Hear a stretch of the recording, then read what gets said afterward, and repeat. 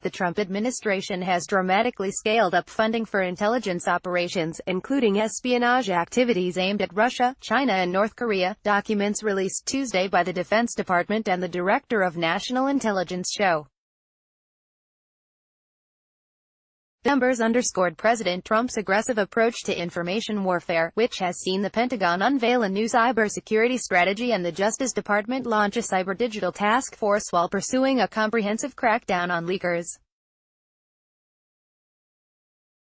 The U.S. spent $81.5 billion on civilian and military intelligence operations in the most recent fiscal year, an 11.6% boost from the previous year, figures show. And $59.4 billion went to the National Intelligence Program, which encompasses the CIA, the NSA and divisions of the FBI, an increase of roughly $5 billion from last year. While the DNI is legally obligated each year to provide those high-level totals, national security concerns preclude officials from discussing more agency-specific data. But the information was suggestive of the heightened investments in cyber warfare by major U.S. adversaries. CIA Director Haspel, in rare speech, discusses importance of human intelligence for Trump, who was derided during the 2016 presidential campaign for arguing that Chinese espionage posed as significant a threat as Russian hackers, and again the next year when he proposed forming an impenetrable cybersecurity unit with Russian President Vladimir Putin. The spending reflected his long-held concern about a variety of potential threats.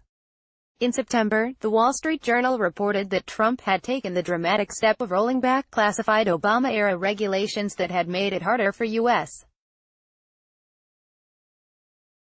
agencies to launch cyber attacks of their own on foreign entities. The paper quoted a top U.S.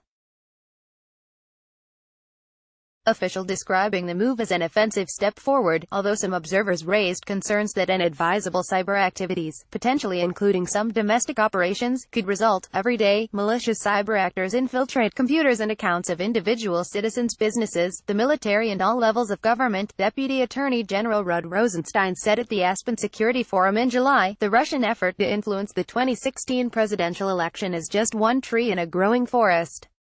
Focusing merely on a single election misses the point. Also speaking at the Aspen Forum, Director of National Intelligence Dan Coates echoed Rosenstein and offered a window into the kinds of threats the U.S. increasingly faces. We're now learning about the dark side, and it's pretty ugly, Coates said. What we see every day, against our institutions, against our military, against our financial services, against our critical infrastructure, stretching from those who have major capabilities of doing this, starting with Russia, including China. Add Iran into that, add ISIS into that, he added. I'm concerned about a cyber minus 9/11. Let's say you shut down Wall Street for a week.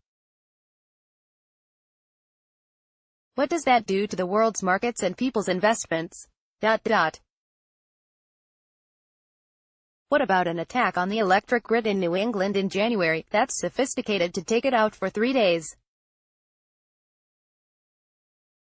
How many people will die? In August, it was reported that a Chinese state-owned company had hacked former Secretary of State Hillary Clinton's email server, prompting Trump to call for an immediate investigation. And North Korea remains largely isolated by U.S. sanctions despite ongoing denuclearization negotiations between Washington and Pyongyang. In September, a North Korean computer programmer tied to the country's malign cyber activities was charged by the DOJ for the 2014 hack against Sony Pictures Entertainment that resulted in the disclosure of tens of thousands of leaked emails and other materials. The regime brought down a Seoul-based cryptocurrency exchange late last year, and reportedly has a well-developed hacker army that has generated tens of millions of dollars for the economically stagnant country.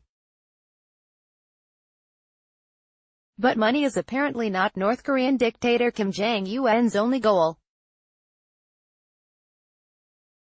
The hack on the exchange, Ubit, came shortly after a South Korean lawmaker said North Korean hackers had stolen highly classified military documents that include U.S.-South Korean wartime decapitation strike plans against Kim's leadership. Fox News' Catherine Herridge and Greg Norman contributed to this report.